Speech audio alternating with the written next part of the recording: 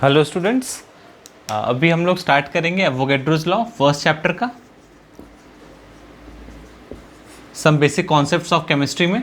First topic अभी हम लोग स्टार्ट कर रहे हैं। इस आज का टॉपिक स्टार्ट करेंगे एवोगैड्रोस लॉ। एवोगैड्रोस लॉ क्या है? Under the similar condition of temperature and pressure, under the similar condition of temperature and pressure, equal volume of all gases contains equal number of molecules, या फिर मोल भी बोल सकते हैं, क्योंकि मोल जितना होगा उतना ही तो मॉलिक्यूल होगा ना। मोल बोलो मॉलिक्यूल, लेकिन लॉ में मॉलिक्यूल बोलना। हाँ, लेकिन ये याद रखो बहुत जगह पे मोल भी दे सकता है, तो क्वेश्चन करने में मोल भी हम लोग बोल सकते हैं, इक्वल नंबर ऑफ मोल्स, क्योंकि वन मोल में कितना सारा मॉलिक्यूल होगा? वन मोल में 6.022 इंटू 10⁻23। तो अगर कोई भी दो गैस है, दोनों का वन मोल है, मतलब क्या दोनों में इतने ही मॉलिक्यूल है। अगर दोनों का सेम नंबर ऑफ मोल होगा मान लो, तो दोनों का 2 इंटू ये सेम ही होगा, इसलिए नंबर ऑफ मोल या फिर नंबर ऑफ मॉलिक्यूल तुम एक कुछ भी बोल सकते हो, है ना। बट लॉ में तुम्हें नंबर ऑफ मॉलिक्यूल्स ही बोलना है ना। मान लो अगर हमारे पास डाई हाइड्रोजन एक गैस है और डाई ऑक्सीजन गैस है, दोनों को हमने temperature T and pressure P पे रखा है ना। टेम्परेचर T मान लो 298 केल्विन लिया है एंड प्रेशर मान लो 1 एटमॉस्फेरिक प्रेशर लिया है, दोनों को ही सेम इसी टेम्परेचर पे एंड प्रेशर पे रखा है। और इसका अगर मान लो 2 लीटर अगर हमने गैस लिया, तो इसका 2 लीटर में मान लो इसमें 100 मॉलिक्यूल्स है। मैं डेटा समझाने के लिए बोल रहा हूँ, 100 डाई हाइड्रोजन के मॉलिक्यूल्स है, ठीक है। तो अगर तुमसे पूछता है इस डाई ऑक्सीजन के 4 लीटर में कितने सारे मॉलिक्यूल्स होंगे, कितने सारे डाई ऑक्सीजन के मॉलिक्यूल्स होंगे, ये फाइंड करना अगर तुमको ऐसा बोलता है ना। तो पहले बात तो ये देखना है कि ये दोनों गैस जो था उन दोनों का टेम्परेचर एंड प्रेशर सेम है या नहीं है। अगर सेम नहीं है तो हमें उसको एक फॉर्मूला है P1 V1 by T1 is equal to P2 V2 बाई T2 करके सेम टेम्परेचर एंड प्रेशर पे ला करके वॉल्यूम फाइंड कर लेना रहेगा। वो छोड़ो, वो आगे हम लोग पढ़ेंगे क्लास 11 में, आगे गैसेस लॉ में पढ़ना है। अगर हमने देख लिया दोनों ही गैसेस का टेम्परेचर एंड प्रेशर सेम है, तो हमें क्या लगाना होगा? एवोगैड्रोस लॉ, है ना। तो उसमें एवोगैड्रोस लॉ में क्या बोला है? Under the similar condition of temperature and pressure equal volume of all gases contains equal number of molecules, है ना। तो इक्वल वॉल्यूम, यहाँ वॉल्यूम तो इक्वल नहीं है, तो मॉलिक्यूल कैसे फाइंड करेंगे? 2 लीटर में 100 मॉलिक्यूल्स है, तो इसके भी 2 लीटर में 100 मॉलिक्यूल्स तो होगा ना। तो 4 लीटर में कितना होगा? 2 लीटर में 100 है, तो 4 लीटर में कितना होगा? इसको डबल कर दिया तो ये भी डबल होगा, 200 ऑक्सीजन मॉलिक्यूल्स होगा। इस तरह से आंसर फाइंड कर सकते हैं हम लोग, ठीक है। बहुत इजी सा ये एवोगैड्रोस लॉ है। जितना ज़्यादा वॉल्यूम होगा उतना ज़्यादा नंबर ऑफ मॉलिक्यूल्स होगा, तो हम लोग फॉर्मूला बोल सकते हैं V is directly proportional to number of molecules, ठीक है। ये भी हम लोग एक फॉर्मूला बना सकते हैं, ठीक है। चलो यहाँ पे एक और छोटा सा चीज़ बता रहा हूँ, लॉ में हर चीज़ सेम रहेगा, बट यहाँ पे अगर एटम्स बोल दिया, गौर करो, under the similar condition of temperature and pressure equal volume of all gases contains equal number of atoms, वो भी एक हाइपोथेसिस था that was given by Berzelius, that was Berzelius hypothesis, but that gone wrong. Why? Because atoms are indivisible, atoms are indivisible. अभी मैं उसका detail discuss नहीं करूंगा, because इस साल सीबीएसई के सिलेबस से इसको हटा दिया गया, फिर भी जान लो कुछ क्वेश्चंस करने में हेल्पफुल होगा, that's why I am just teaching this one, right.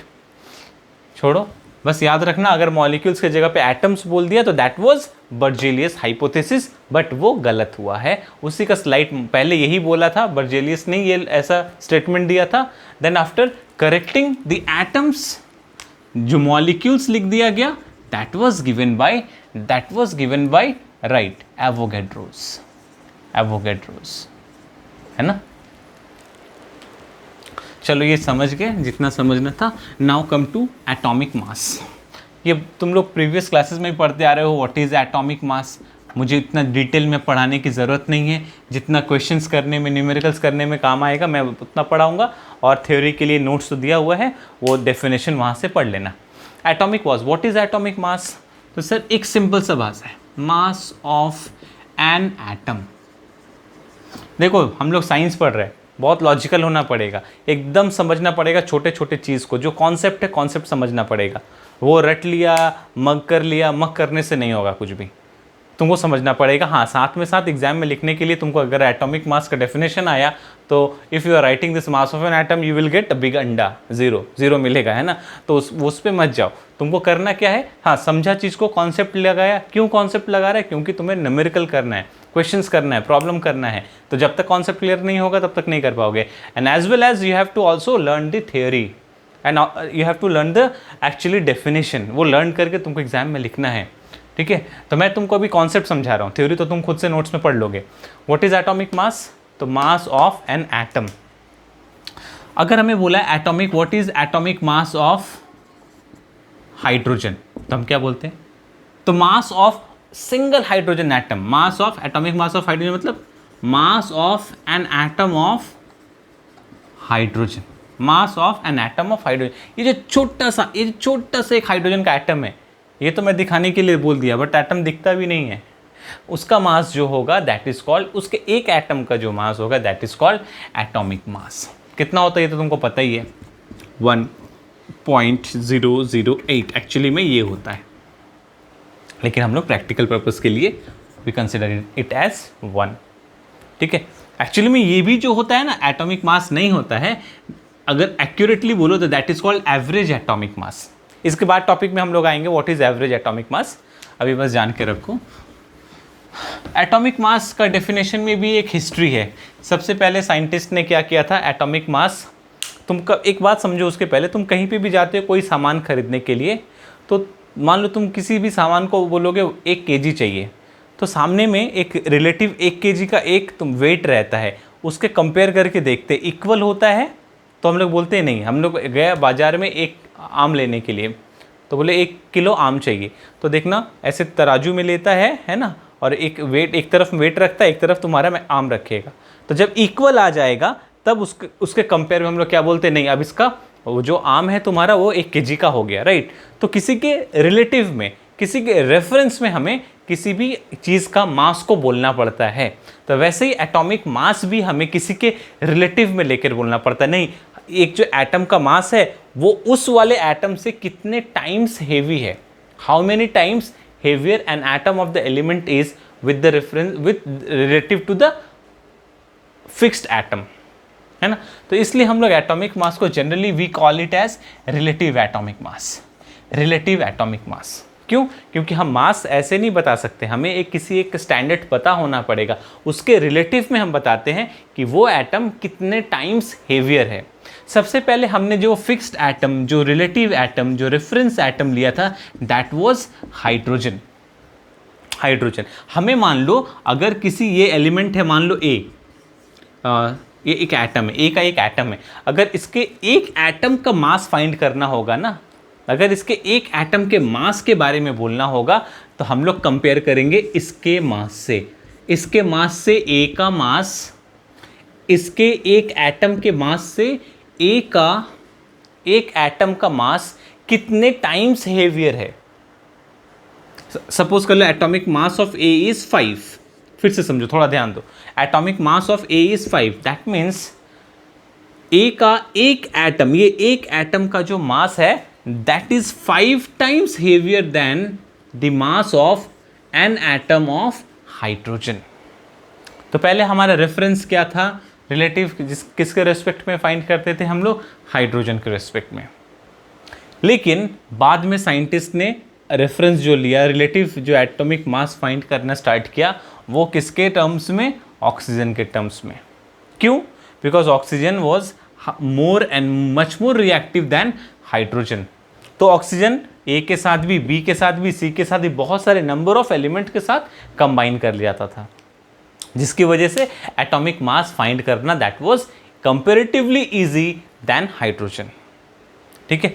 लेकिन तब भी उसके बाद फिर से साइंटिस्ट ने, अभी जो हमारा रिसेंट चल रहा है दैट इज कार्बन का C12 आइसोटोप, कार्बन का 12 आइसोटोप्स, ठीक है। उसको लेकर के अभी हम लोग बोलते हैं, ऑक्सीजन को भी हटा दिया, अभी डेफिनेशन हम लोग किसको लेकर के बोलते हैं, C12 आइसोटोप, ठीक है। तो C12 आइसोटोप को लेके बोलते हैं, उसका डेफिनेशन क्या है।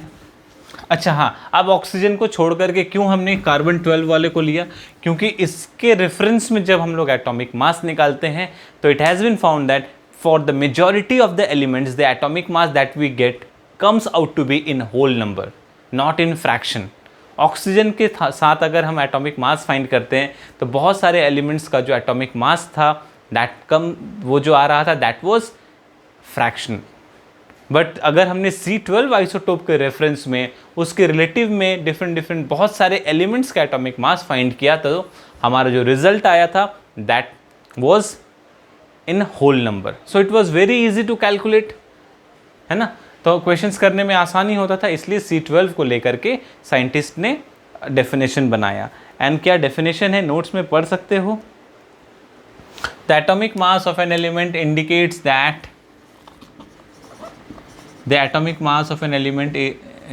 that how many times an atom of the element is heavier than 1/12th part of C12 isotope. Carbon का आइसोटोप होता है C12 भी होता है, C13 भी होता है, C14 भी होता है, लेकिन C12 वाले को लेकर किया गया था। क्यों? Because this is the most stable isotopic forms of carbon एंड इसके साथ जो रिजल्ट मिला था एटॉमिक मासेस का for the different elements that was a whole number, इसलिए हमने C12 आइसोटोप को ही कंसिडर किया। So what is atomic mass, वही बोल रहा है कि अगर हमें एटॉमिक मास, तो फॉर्मूला क्या होगा, atomic mass will be mass of an element, mass of an atom of the element, जिस एटम का हमें मास फाइंड करना है उसके एक एटम का mass divided by mass of 1/12th part of C12 isotope. C12 isotope के एक एटम का 1/12th पार्ट, तो ये 12 उधर चला जाएगा तो mass of C12 isotope multiplied by उधर 12 चला जाएगा, ठीक है। तो ये डेफिनेशन है, बुक में जा कर के पढ़ लो, नोट्स में दिया है पढ़ लो, इसको लेकर के ज़्यादा दिमाग नहीं लगाओ, द डेफिनेशन है याद कर लेना। अगर तुम्हें बोलता है what atomic mass of oxygen is 16, इसका मतलब क्या होता है, atomic mass of oxygen is 16, what does it mean, it means that N atom of oxygen, ये मान लो ऑक्सीजन का एटम है, N atom of oxygen is 16 times heavier than the mass of 1/12th part of C12 isotope, है ना। C12 isotope के 1/12th part से 16 times heavier है oxygen के एक एटम का मास। अगर बोला वो atomic mass of magnesium is 24, इसका मतलब क्या होगा, खुद से बोलो, atomic mass of magnesium is 24, इसका मतलब क्या होगा, तो मैग्नीशियम का एक एटम जो है ना that is 24 times heavier than 1/12th part of C12 isotope. I hope तुमको अब समझ में आ रहा है व्हाट इज एटॉमिक मास। अच्छा, तो ये जो एटॉमिक मास था that is what relative atomic मास, क्योंकि हमने किसी के रिलेटिव में फाइंड किया था, यहाँ पे C12 आइसोटोप को लिया था। लेकिन अभी हमें क्या करना है, average atomic mass. Average atomic mass, नया topic, average atomic mass. What is average atomic mass, what is the atomic mass of hydrogen. Suppose atomic mass of hydrogen हम लोग क्या लिखते हैं, 1, नहीं सर, एक्चुअली में 1.008, जब भी कैलकुलेशन करेंगे एक्यूरेट कैलकुलेशन के लिए we write it as 1.008 U मतलब यूनिफाइड मास। या फिर इसी को हम लोग पहले क्या बोलते थे, AMU, एटॉमिक मास यूनिट, पहले बोलते थे atomic mass unit, now we replace this by U, unified mass. ठीक है, तो हाइड्रोजन का 1.008 कैसे आया? We know the isotopes of hydrogen, 1H1, 1H2 and 1H3. This is protium, this is deuterium, this is what, tritium, this is what, deuterium and this is protium. ये जानते हो तुम लोग, प्रोटियम, ड्यूटेरियम, ट्रिटियम। अच्छा, ये जो ऊपर वाला है इसको क्या बोलते हैं हम लोग, एटॉमिक मास। एंड ये जो 1 1 1 this are what, this are atomic number. So atomic mass hydrogen का 1.008, बट यहाँ पे तो किसी का भी 1.008 नहीं है, तो ये 1.008 आया कैसे? सर 1.008 नहीं, हम 1 बोलते हैं। अच्छा चलो 1 बोलते हैं, 1.008 नहीं बोलेंगे sir, atomic mass of hydrogen को हम लोग क्या बोलेंगे, 1। तो 1 बोलोगे मतलब तुम इसके बारे में बात कर रहे हो, बट नेचर में तो ये भी एग्जिस्ट करता है, ड्यूटेरियम भी एग्जिस्ट करता है, ट्रिटियम भी एग्जिस्ट करता है। तो इन दोनों को कंसिडर नहीं, इन दोनों को के एटॉमिक मासेस को क्यों नहीं कंसिडर कर रहे हो, सिर्फ 1 ही क्यों कंसिडर कर रहे हो, है ना? इसीलिए हमने एक टॉपिक स्टार्ट किया है, average atomic mass, average atomic मास। ठीक है, सपोज कर लो क्लोरीन है, उसका आइसोटोप 35 एंड क्लोरीन एक होता है 37। ठीक है, ये 2 आइसोटोप होता है। अभी अगर क्लोरीन का हमें HCl अगर एक मॉलिक्यूल दिया है हमारे पास, तो यहाँ पे क्लोरीन का एटॉमिक मास कौन सा वाला पकड़ेंगे? ये क्लोरीन कौन सा वाला, ये वाला है ना, ये वाला है। एक्चुअली में ये जो क्लोरीन है कौन सा वाला, ये नहीं है, एक्चुअली में ये क्लोरीन दोनों का ही एक मिक्सचर होता है ना? इसीलिए जो एटॉमिक मास हम लोग लिखेंगे, ना ही इसका लिख पाएंगे ना ही इसका लिख पाएंगे, एक मिक्सचर का मतलब एक एवरेज एटॉमिक मास लिखना होता है। तो एवरेज एटॉमिक मास का इंपॉर्टेंस क्या है, समझ में आया? तो एवरेज एटॉमिक मास कैसे फाइंड करेंगे? तो एवरेज एटॉमिक मास लिखने का जो तरीका है, एवरेज एटॉमिक मास जो लिखने का तरीका है ना, नेचर में एग्जिस्टेंस को भी कंसिडर करना पड़ता है, नेचर में एग्जिस्टेंस को भी कंसिडर करना पड़ता है। नेचर में जो एबंडेंस है ये कितने परसेंटेज में मिलता है, ये कितने परसेंटेज में मिलता है ना? जैसे हाइड्रोजन का जो प्रोटियम वाला था 1H1, 1H2, 1H3, ये जो प्रोटियम वाला था ये 99% मिलता है, और ये लोग बहुत कम अमाउंट में मिलता है ना? तो वो जो परसेंटेज ऑफ एबंडेंस है, परसेंटेज ऑफ प्रेजेंस जो है, वो भी हमको कंसिडर करना पड़ता है ड्यूरिंग एवरेज एटॉमिक मास का कैलकुलेशन। ओके, तो एवरेज एटॉमिक मास फाइंड करने का है atomic mass multiplied by abundance plus atomic mass multiplied by abundance by total abundance, by total abundance. मतलब नहीं समझ में आया सर, क्या 2 बार लिख दिया, atomic mass abundance, atomic mass abundance? कोई बात नहीं, इन दोनों के टर्म में बता रहा हूँ। तो एक वाला जो था, ये वाला इसके लिए था, ये वाला इसके लिए था, और टोटल थोड़ी देर में बता रहा हूँ। एटॉमिक मास इस वाले का क्या है, इस आइसोटोप का 35। एबंडेंस क्या है इसका, बोला क्या एबंडेंस नहीं बोला, अच्छा चलो कोई बात नहीं, मैं तुमको दे दे रहा हूँ एबंडेंस क्या है। एबंडेंस मान लो ये दे दिया है 98%, और ये मान लो 2%।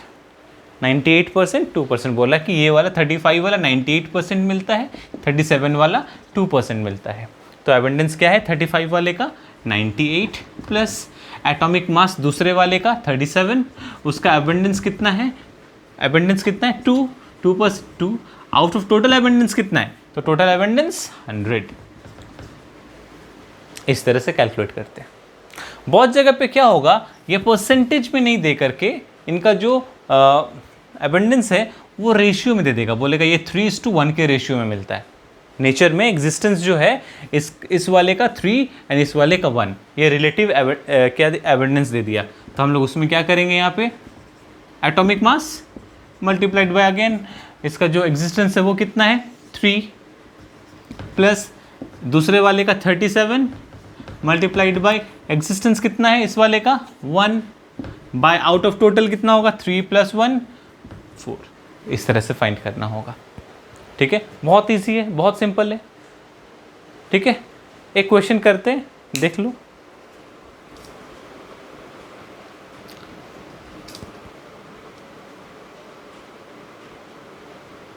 चलो ये क्वेश्चन है, nitrogen occurs in nature in the two forms N14 and N15। N15 दिख रहा है ना, ये N15 दो फॉर्म में एग्जिस्ट करता है और दोनों का जो रिलेटिव एबंडेंस है दैट इज 99.33% एंड 0.67। मतलब N14 वाले का एग्जिस्टेंस कितना है नेचर में 99.33 एंड N15 वाले का एग्जिस्टेंस कितना है 0.67% respectively. Find the average atomic mass of nitrogen. बहुत आसान है, जल्दी से कर लो। Average atomic mass of nitrogen, average atomic mass of nitrogen is equal to what?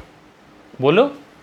इस वाले का ना एटॉमिक मास ले लिया और उसका रिलेटिव एबंडेंस ले लेंगे, प्लस इस वाले का एटॉमिक मास ले लेंगे, उसका एवरेज बाय टोटल कितना आएगा, टोटल करो कितना आएगा, total 100। Very good, so simple, calculate करो।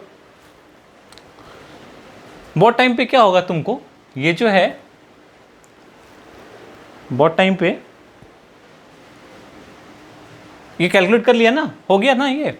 बहुत टाइम पे क्या होगा, तुमको रिलेटिव एबंडेंस पूछ लेगा, यही तुमसे पूछ लेगा, रिलेटिव एबंडेंस बताओ और एवरेज एटॉमिक मास तुमको नाइट्रोजन का दे दिया दैट इज 14.006 ऐसे करके दे दिया है ना। बोला एवरेज एटॉमिक मास इतना है N14 एंड N15 का, है ना, तो उसका रिलेटिव एबंडेंस बताओ। ठीक है, तो रिलेटिव एबंडेंस बताने के लिए हमें ये नहीं पता है, ये नहीं पता है, ये भी नहीं पता है, हमें पता क्या है, average atomic mass that is 14.0067, जो भी बोलो, जो भी है 14.006 है ना, ये गिवन है। तो हमें क्या करना पड़ेगा, इसका एटॉमिक मास रिलेटिव एविडेंस मान लो इसका x है, आउट ऑफ 100 इसका रिलेटिव एविडेंस कितना x, तो ये कितना होगा 100 माइनस x, टोटल में कितना पकड़ेंगे हम लोग 100। परसेंटेज में मान लिया हमने, अगर 100 पकड़ा है तो इसका कितना है, आउट x पकड़ लिया तो ये कितना होगा 100 minus x, total x find करोगे तो तुम परसेंटेज निकाल लोगे। ठीक है,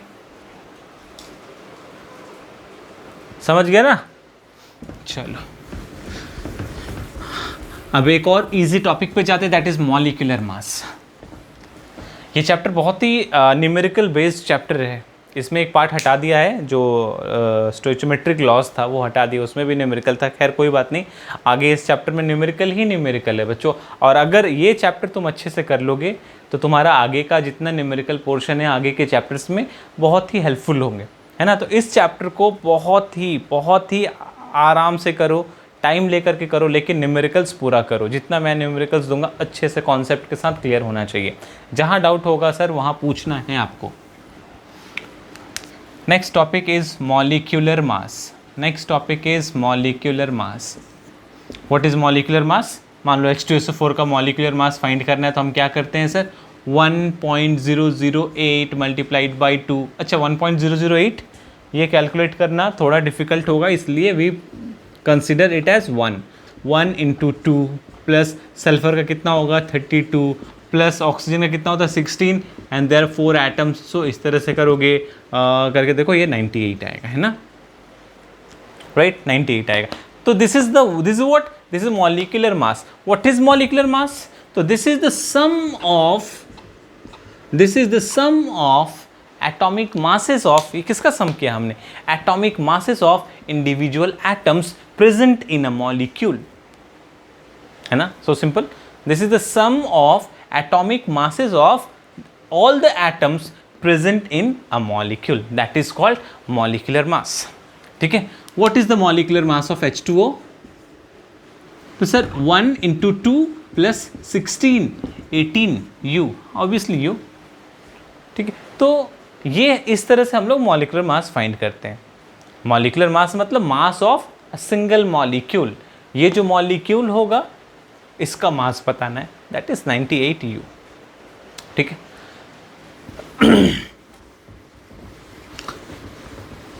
इसके बाद क्या आएगा, इसके बाद हमें टॉपिक पढ़ना है formula mass. Formula mass, what is formula mass? What is formula mass? Suppose NaCl बोला, अच्छा, इसका मॉलिक्यूलर मास थोड़ी देर में आते हैं, व्हाट इज फॉर्मूला मास। इसका मॉलिक्यूलर मास क्या होगा? इसका मॉलिक्यूलर मास 23 सोडियम का, क्लोरीन का कितना होगा 35.5, तो कितना होगा 0.5, 8, 58.5 U। This is what molecular mass of NaCl। ठीक है, no this is wrong, this is wrong. Molecular mass of NaCl बोलना गलत है। इन स्ट्रिक्ट सेंस ये जो कोई भी आयोनिक कंपाउंड है, कोई भी आयोनिक कंपाउंड जो कि आयंस में चेंज होता है, like Na+, Cl-, KCl, K+, Cl-, है ना। तो जो भी आयोनिक कंपाउंड्स है, आयोनिक कंपाउंड्स मतलब which dissociates into ions when dissolved in water, when put in aqueous solution. जब भी एक्वस सोल्यूशन होगा they will dissociate into ions, those are called ionic compounds. Mainly group 1 group 2 का जो compounds होगा उसको हम लोग आयनिक कंपाउंड्स बोलेंगे। वो तुमको समझ में आ जाएगा, आगे पढ़ोगे व्हाट आर आयनिक कंपाउंड्स। तो आयनिक कंपाउंड्स का मॉलिक्यूलर मास बोलना गलत होगा। क्यों? मॉलिक्यूलर मास उसका बोलेंगे जिसका एक सिंगल अच्छा, what is the meaning of molecular mass? Molecular mass मतलब mass of a single molecule, right, mass of a single molecule. लेकिन जिसका सिंगल मॉलिक्यूल एग्जिस्ट ही नहीं करता है उसके लिए मॉलिक्यूलर मास भी एग्जिस्ट नहीं करेगा, राइट, समझ में आया। तो NaCl का एक मॉलिक्यूल एग्जिस्ट नहीं करता है। इनफैक्ट NaCl का नहीं, इनफैक्ट कोई भी आयनिक कंपाउंड का एक मॉलिक्यूल एग्जिस्ट नहीं करता। That's why we can not call the molecular mass of NaCl। क्यों सर? तो NaCl का क्या एग्जिस्ट करता है? तो NaCl का एक्चुअली में Na+ जो Cl है ये इस तरह से एग्जिस्ट नहीं करता है। NaCl का एक Na+ को 6 तरफ से Cl- इस तरह से घेर के रखता है, 6 Cl-। ठीक है, NaCl कैसे एग्जिस्ट कर रहा है वो तुमको मैं बता रहा हूँ। एक Cl- आयन को 6 Na+, 6 Na+ इस तरह से घेर करके रखता है। फिर एक Cl को ऐसे करके 6, इस Cl को 6 Na+, इस Cl को 6 Na+, इस Cl को 6 Na+, तो ये 3 डायमेंशनली एक सॉलिड सब्सटेंस बनता है ना। उस सॉलिड सब्सटेंस को, क्रिस्टल को, अगर हमने उसमें नंबर ऑफ, अच्छा वो जो सॉलिड सा एक क्रिस्टल बनेगा है ना, एक जो सॉलिड सा क्रिस्टल बनेगा वो किसका बनेगा? उसमें Na+ होगा एंड Cl- होगा। ठीक है, उस सॉलिड क्रिस्टल में अगर हम लोग Na+ का आयंस निकालेंगे तो वो 100 है, सपोज कर लो, Cl- का कितना है 100 है। तो ये जो सिंप्लीफाई करके हम लोग बोलते हैं ये जो सॉलिड आया है that is made of NaCl in 1:1 ratio. ठीक है, ये जो इस तरह से हम लोग कैलकुलेट करेंगे ना, ये जो क्रिस्टल आएगा, तो सपोज Na+ आयन का जो नंबर होगा, Cl- आयन का जो नंबर होगा, बोथ विल बी सेम। ये 100 मैंने समझाने के लिए बोला है। ये कितने नंबर्स में होता है? 10⁻23, 10⁻30 ऐसे नंबर में होता है। ये मैंने समझाने के लिए बोला है। ठीक है, तो Na+ एंड Cl- आयंस का जो रेशियो आएगा नंबर्स का, that will be same 1:1। That's why what we say that is जो सॉलिड आया था NaCl का, उसमें Na+ एंड Cl- का 1:1 ratio, that's why the formula of this compound will be, that's why the formula of this compound will be NaCl। Formula will be NaCl, that's why we can not call it as molecular formula, molecular mass, क्योंकि इसका molecule exist ही नहीं कर रहा है। तो एक Na+ को 6 Cl-, याद रखना 6 Cl-, और एक Cl- को 6 Na+ घेर करके रखता है, 6 Na+ घेर करके रखता है। इसीलिए एक मॉलिक्यूल, सिंगल सा एक मॉलिक्यूल एग्जिस्ट नहीं करता है in case of ionic compounds. ठीक है, इसीलिए हम लोग क्या बोलते हैं उसके इसमें फॉर्मूला मास। इस क्रिस्टल का जो सिंपलेस्ट फॉर्मूला है दैट इज NaCl। इसका मास आया 23, इसका मास है 35.5, this will come out as 58.5 U। ये जो आएगा this is simply called as the formula mass of NaCl। ठीक है। समझ में आया what is the difference between formula mass and what is the difference between molecular mass? Okay.